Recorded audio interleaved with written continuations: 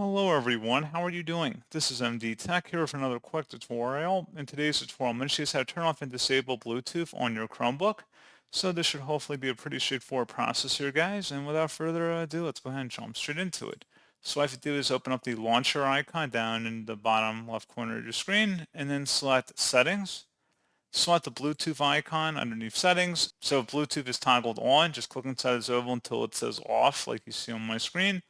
And that is all you have to do. So pretty straightforward process, guys. And as always, thank you for watching. I do hope that will help you out, and I do look forward to catching you all in the next tutorial. Goodbye.